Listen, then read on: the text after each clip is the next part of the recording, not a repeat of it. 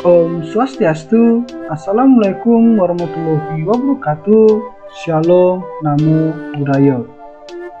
Perkenalkan, nama saya Ridho Aritonang dengan NIM 1911021 Prodi Teknologi Pendidikan. Baik, pada video kali ini, topik pembahasan kita ada dua. Yang pertama ialah jenis diklat, yang kedua ialah model diklat. Langsung saja kita bahas. Yang pertama ialah jenis-jenis diklat. Peraturan Pemerintah Republik Indonesia Nomor 101 Tahun 2008 tentang pendidikan dan pelatihan. Ada 3 jenis pendidikan dan pelatihan.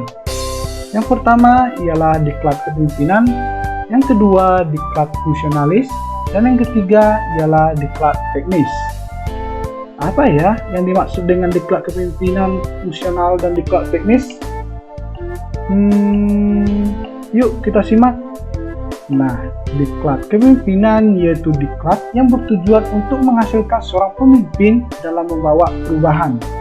Diklat kepemimpinan dititik beratkan pada penajaman ahli spesifik baik dalam bidang pekerjaan maupun dalam bidang manajerial. Berikutnya yaitu diklat fungsionalis. Diklat fungsional yaitu diklat untuk mencapai persyaratan kompetensi yang sesuai dengan jenis dan jenjang jabatan fungsional masing-masing. Diklat fungsional di lingkungan Departemen Dalam Negeri dan pemerintah daerah terdiri dari diklat analisis kepegawaian, diklat pengelolaan keuangan daerah, dan lain-lain.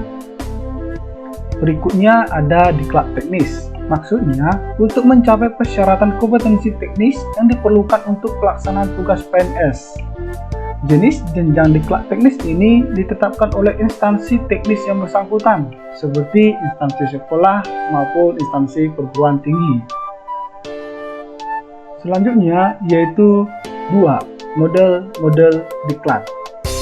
Menurut Profesor Dr. H. Mustafa Kamil, model diklat berdasarkan kebutuhan training pelatihan ada 3 model.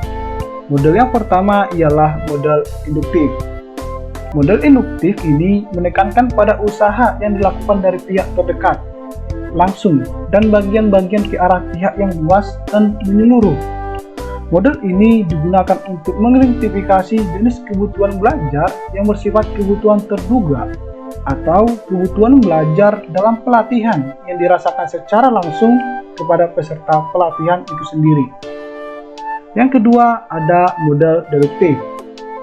Model deduktif ini menekankan pada identifikasi kebutuhan pelatihan dilakukan secara umum dengan sasaran yang luas. Kebutuhan belajar model deduktif ini termasuk jenis kebutuhan tak terduga dalam pengertian bahwa peserta pelatihan atau sasaran pada umumnya diduga membutuhkan jenis kebutuhan belajar tersebut, yaitu model deduktif. Yang ketiga sekaligus yang terakhir ialah model klasik. Model klasik menekankan bahan belajar yang telah ditetapkan dalam kurikulum atau program belajar dengan kebutuhan belajar yang dirasakan peserta pelatihan atau sasaran. Kebutuhan model klasik ini dilakukan pelatih kepada peserta pelatihan dengan cara pemberian tes, wawancara, atau kartu belajar untuk menetapkan kemampuan awal peserta.